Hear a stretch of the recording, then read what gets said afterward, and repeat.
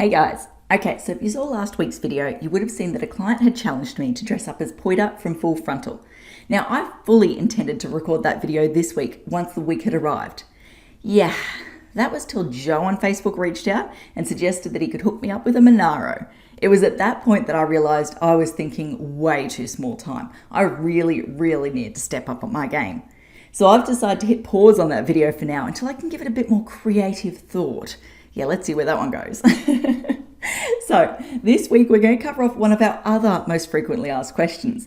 See, I've been asked this question every single day this week in some shape or form. What's the question?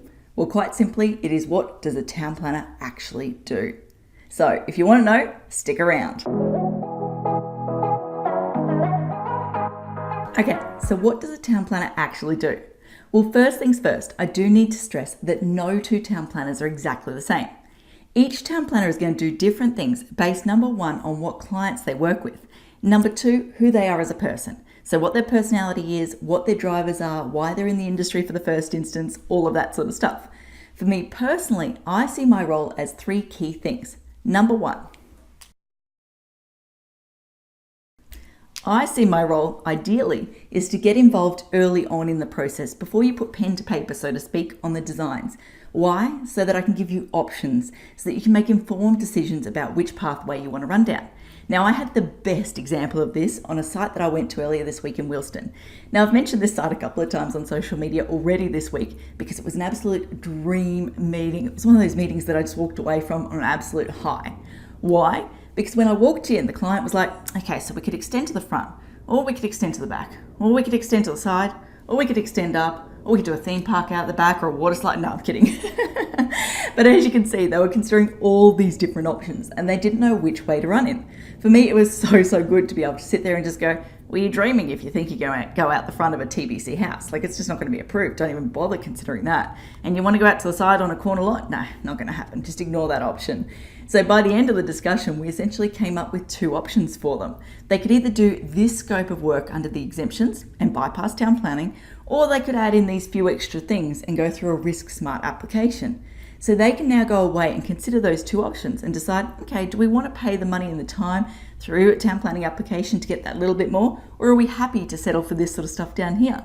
So I love getting involved early on because I think it is, what's the word I'm looking for here? It's a much better outcome if people can choose which pathway they're going down. So choose before they invest the money, rather than being backed into a corner and last minute told, oh, you need this thing called town planning and it's going to cost a bucket load of money and a bucket load of time. I'd much rather they understand those issues before they start charging down this path. Okay, so that's number one. Let's talk about number two. Now, this is typically what everyone thinks of when they think of a town planner. Our role is obviously to prepare, lodge, manage, negotiate with council, all of that sort of stuff when it comes to an application. So basically to get you an approval through council. Pretty straightforward, right? Let's do number three now. Basically, my role is to be here to provide ongoing support after you get the DA. So basically, I'm here to answer any questions that come up from you, from your designer, from your builder, from your certifier, basically anyone and everyone who is involved in the project. I'm there just to be a help, I guess to say. So, like I said, options. Number one, I'm there to provide advice up front before you start going down the process. Number two, if you decide to go down the DA path, we're there to lodge the application, manage the application, negotiate with council on your behalf, get you the approval basically. And then we're there after the approval comes through to answer any questions that come up. Now, I do need to stress, like I said at the beginning, it is not a one-size-fits-all policy when it comes to town planners. Some town planners won't do those things. Some town planners will do totally different things. That is just what I see my role as personally. So I think that covers everything I wanted to talk about today. Hopefully you now have a better idea of what a town planner actually does. Now, if you guys have any questions that you would love for me to answer, please just hit me up. Give me some creative ideas to run with. Until next time, thanks for watching. For all you red tape lovers out there, I have one thing to say. Well, no, actually, I've got three. Number one, the advice provided in these videos is general in nature. It's not site-specific.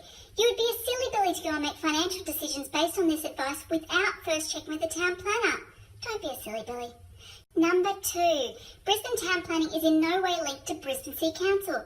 The views expressed in these videos are my own, not council's. So if you don't like them, blame me, not council. Number 3. What was my number 3? Oh yeah. The views expressed in these videos are accurate at the time of recording. If you're watching this video back 10 years from now, the views may not be so accurate. That's all. Bye.